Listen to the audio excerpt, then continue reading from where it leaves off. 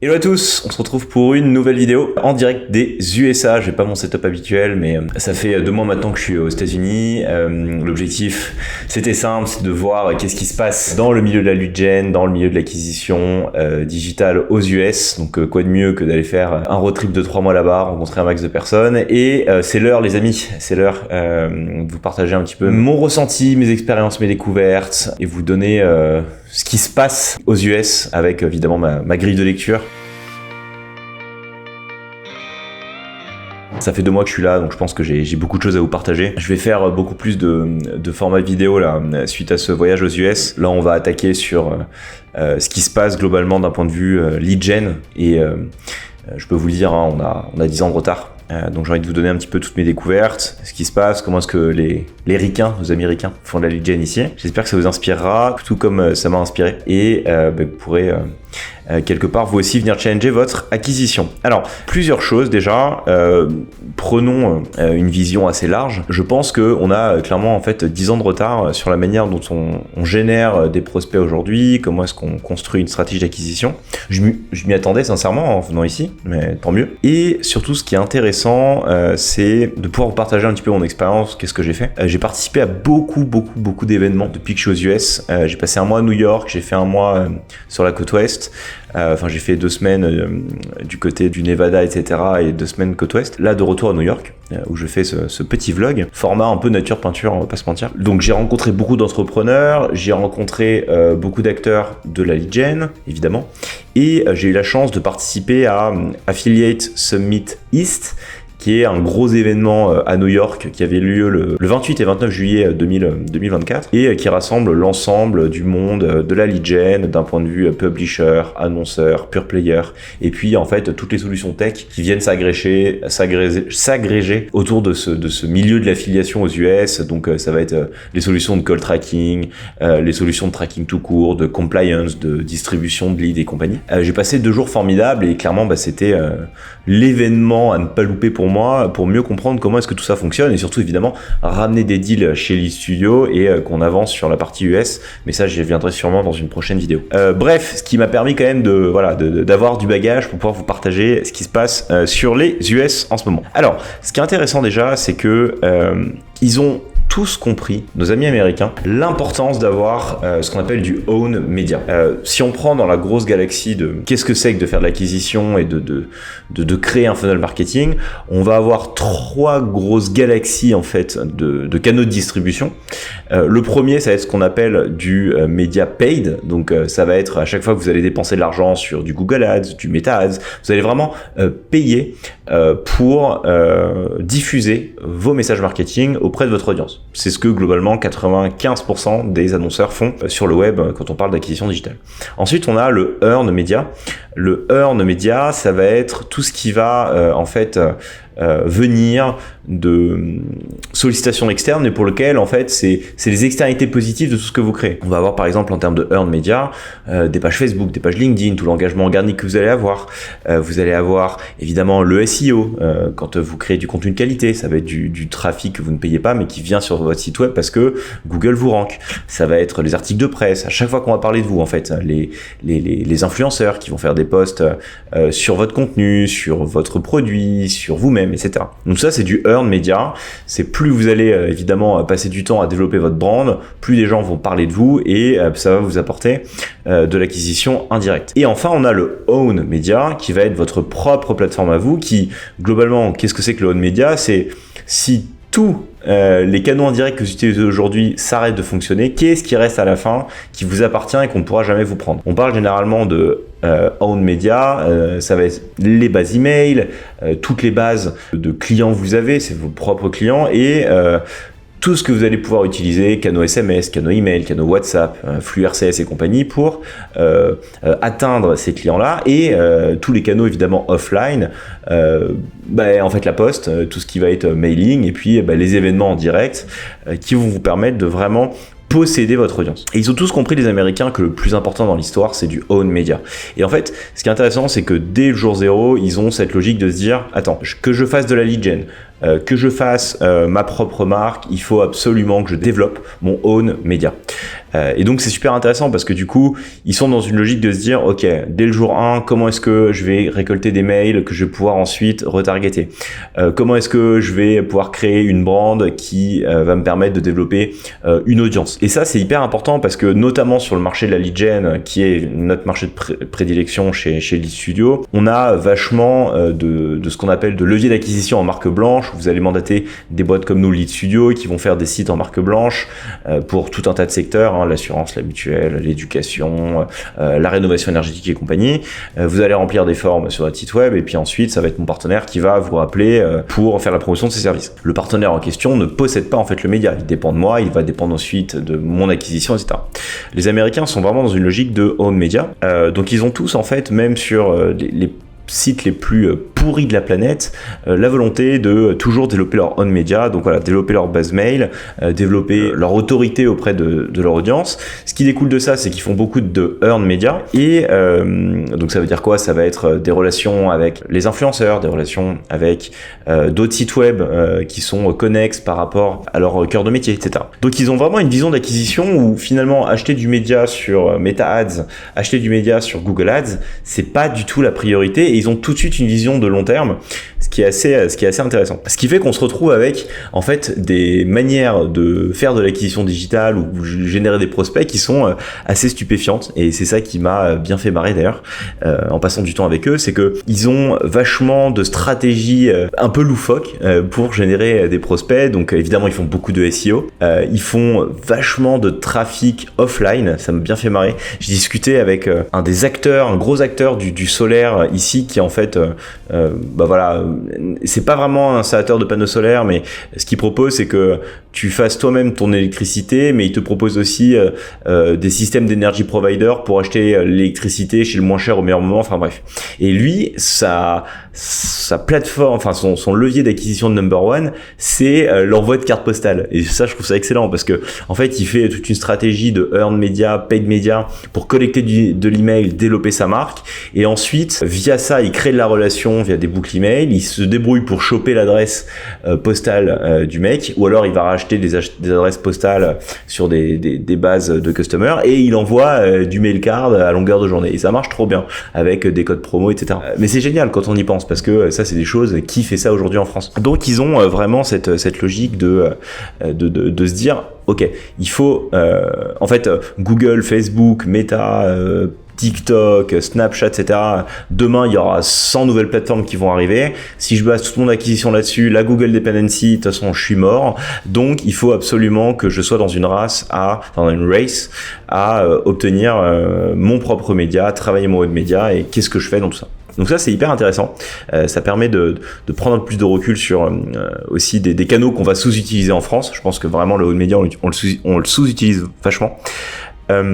Deuxièmement, il y a aussi, du coup, si on revient un peu plus sur la partie lead gen, sincèrement, là où je vois qu'on a vachement de retard, c'est sur la manière dont tout le marché de la lead gen aujourd'hui est construit aux US versus la France. Alors, en France, si vous êtes un peu dans ce milieu-là, vous savez que pour la partie lead gen, généralement, c'est quoi? C'est on va acheter des formulaires, enfin des données de prospects qui ont rempli des formulaires sur des sites en marque blanche que des acteurs comme Lead Studio peuvent générer ou d'autres. Et ensuite, l'acteur qui achète ces prospects-là va avoir un call center qui va rappeler les prospects. Tiens, bonjour madame Michu, vous avez fait une demande sur site 1, site 2, site 3, est-ce que vous êtes intéressé par mon service? Oui, non, très bien, avançons, patati patata. Aux US, ça, c'est, entre guillemets, quasiment terminé.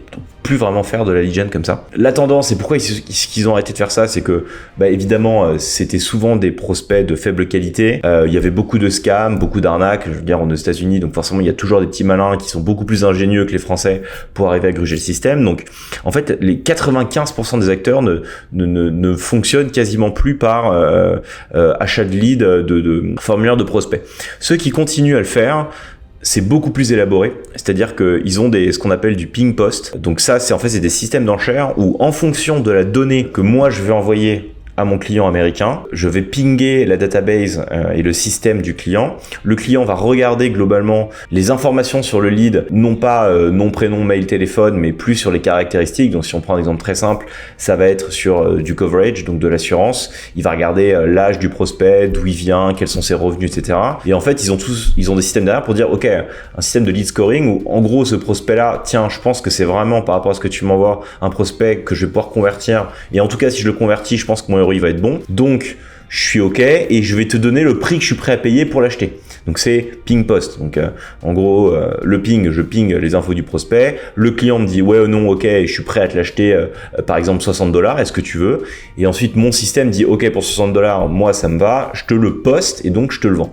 Ce qui fait que globalement, c'est beaucoup plus sain comme environnement parce que l'annonceur final est capable de pré-regarder donc en ping qu'est-ce que je lui envoie, me dire ok, par rapport à moi, mon historique de données, je suis prêt à te l'acheter tant. Si tu veux pas, tant pis pour toi si tu veux pas et va le revendre ailleurs.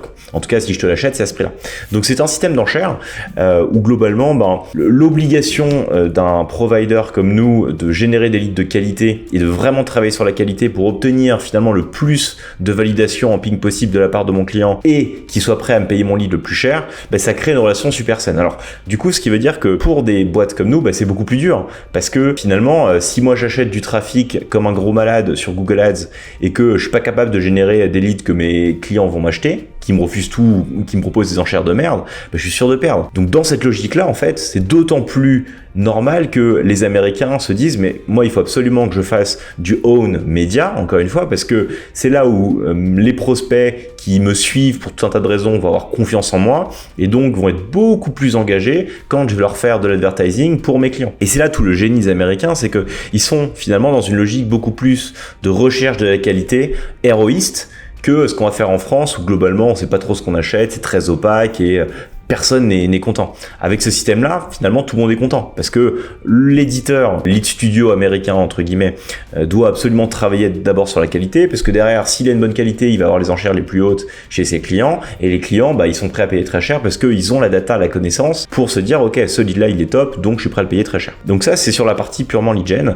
Donc ces systèmes de ping post qui sont beaucoup plus ingénieux, je trouve. Ce qui est génial, c'est que contrairement en Europe, où tout ce qui va être système de suivi, de tracking, quel est le taux de transformation des leads, etc.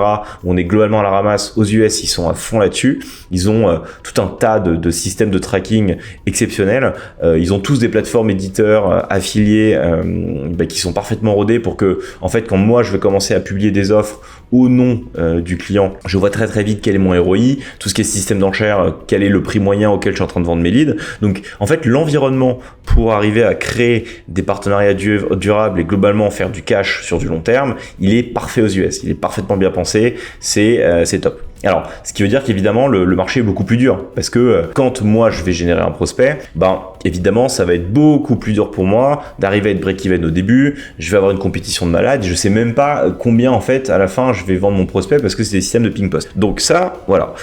Globalement, sur la structure et l'ingéniosité américaine, encore une fois, ils ont 10 ans d'avance par rapport à où on en est aujourd'hui en France.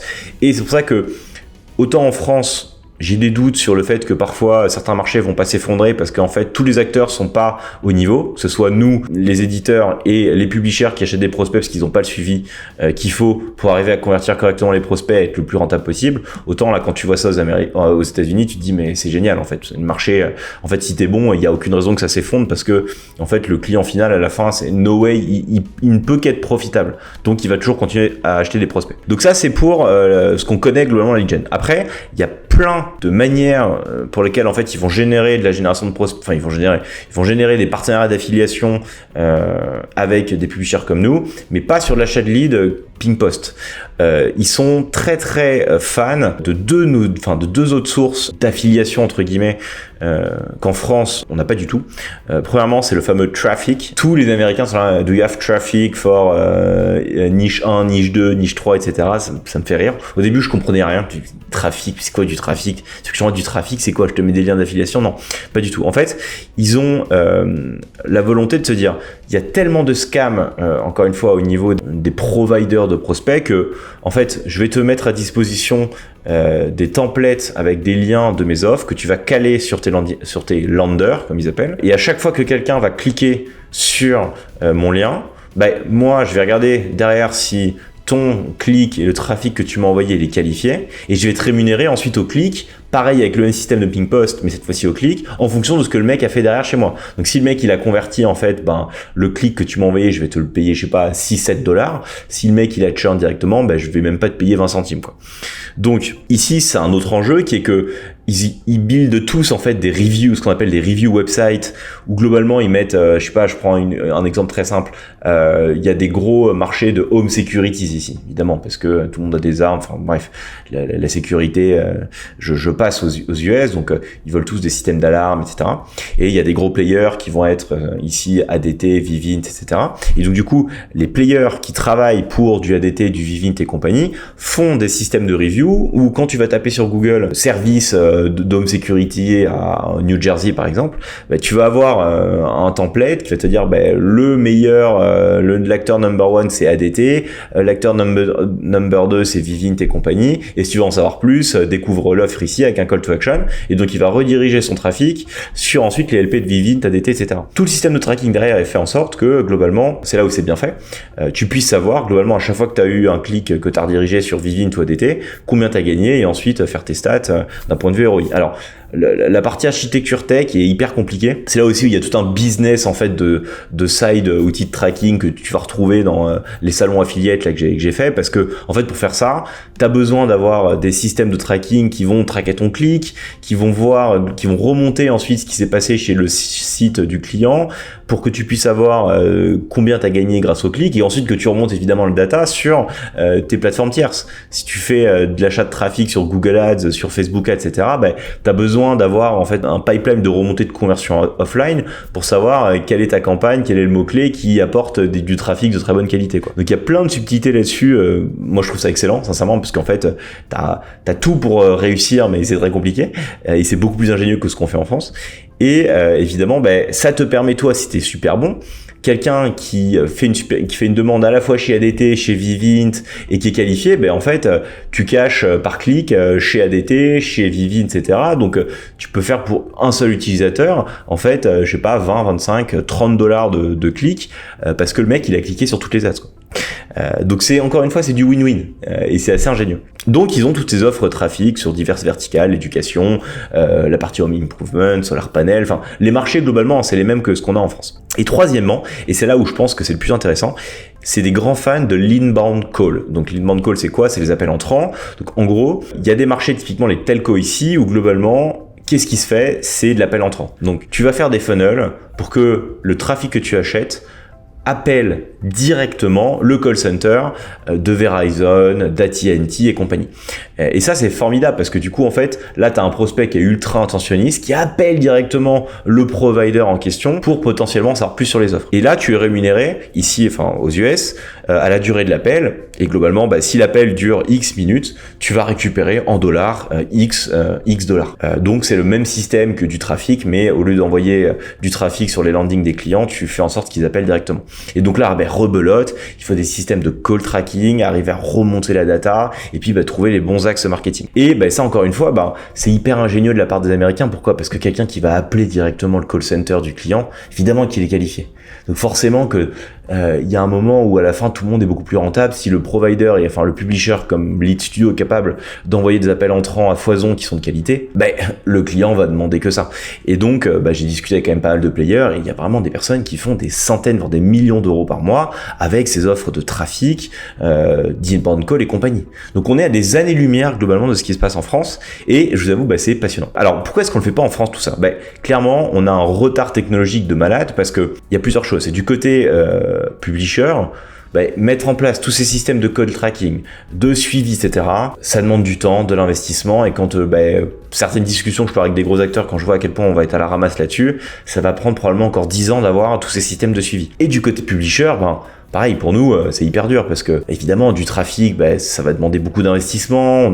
On va avoir du tracking qui est un petit peu plus bancal. Le ping post, des systèmes d'enchères. Donc, finalement, c'est très difficile de savoir dès le début si tu vas être break-even ou pas. Et c'est là où, en fait, la mentalité américaine joue le jeu. C'est que les mecs, en fait, ils font all-in, quoi. Ils s'en foutent. Enfin, c'est pas qu'ils s'en foutent, ils sont en mode, si ça marche, on va y arriver. Et ils sont prêts à craquer 10, 15, 20 000, 40 000 $ à perte juste pour arriver à créer la bonne expérience de review site, la bonne expérience de trafic, etc. Et donc, en fait, c'est des niveaux de perte et de gain avec des niveaux de risque que, globalement, je pense que nous, les Européens, on n'est pas prêts à prendre. Ou en tout cas, pas prêts à prendre comme ça. Après, il faut dire aussi qu'il y a beaucoup de players qui sont dans une logique de je crée des sites, je les revends, je réinvestis mon cash. Enfin, voilà, c'est les Américains et c'est là où, en fait, on se fait globalement éclater parce que les mecs, ils sont all-in tout le temps, quoi. Ils sont all-in tout le temps sur tous les trucs. J'ai rencontré un nombre d'entrepreneurs qui ont monté 3-4 boîtes, les mecs, ils réinvestissent tous dans leurs trucs, ils repartent de 0 à H24. C'est une autre mentalité. Est-ce que c'est bien, c'est pas bien, je ne sais pas, mais la preuve en est que finalement, je veux dire, Google est arrivé en même moment, le SEO au même moment entre l'Europe et les Américains, entre l'Europe et les US. T'as un marché européen où globalement on a 10 ans de retard versus les Américains parce que les mecs, ils sont en ligne tout le temps, ils sont ingénieux, ils optimisent, donc forcément c'est des marchés qui explosent derrière. Donc la lead gen aux USA est passionnante. Je vais vous tenir au courant parce que c'est un peu le hint de cette vente vidéo, c'est que le but était évidemment de signer des deals ici, donc on a rentré pas mal de deals sur toutes les thématiques de prédilection qui se passent aux États-Unis, telco, home securities, home improvement et compagnie. Donc on va jouer le jeu de ce qui se passe aux US. J'espère qu'on va arriver à break-even sur cette histoire de review, site, de trafic, de ping post et compagnie. Ça se trouve, on va se faire ramasser. Je pense que sincèrement, l'équipe de l'e-studio va se faire ramasser au début. Mais je me dis, si on arrive à faire ça, on sera bien meilleur pour la partie européenne et française. Et j'espère qu'on continuera encore une fois à apporter des bons prospects en Europe et peut-être à nos nouveaux clients américains. En tout cas, je vais documenter tout ça dès que je reviens en France, parce qu'on va s'y mettre à fond avec l'équipe. On va avoir un gros challenge à relever. Et finalement, je pense que la leçon de tout ça, c'est ne pas hésiter à sortir de sa zone de confort, surtout si vous êtes un traffic manager, CMO et compagnie, ou vous êtes vous-même une agence de génération de prospects. Allez voir ce qui se passe aux US. Vous allez avoir plein de nouvelles idées, c'est génial. Et j'espère que ça permettra encore une fois à notre beau marché français, notre beau marché européen de mûrir rapidement sur tous ces sujets. Voilà pour ce premier débrief de ce voyage aux US. J'ai encore plein de choses à vous partager, donc ça viendra dans une nouvelle vidéo, je sais pas quand tout ça sortira, mais beaucoup de choses.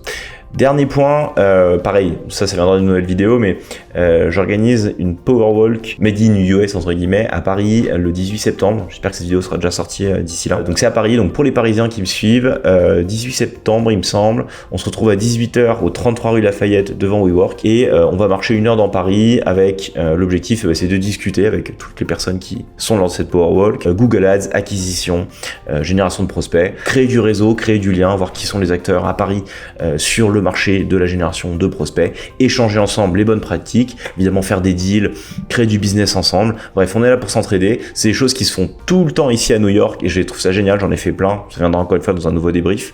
Et donc, quoi de mieux que s'en inspirer et de tenter de faire la même chose en France, donc soyons pionniers et j'ai hâte de vous retrouver nombreux à cet événement là. Pour le reste, ça se passe sur thomasmouflard.com, leadstudio.fr, vous connaissez, abonnez-vous et quant à moi je vous dis à très vite pour le prochain épisode de débrief de mes aventures américaines.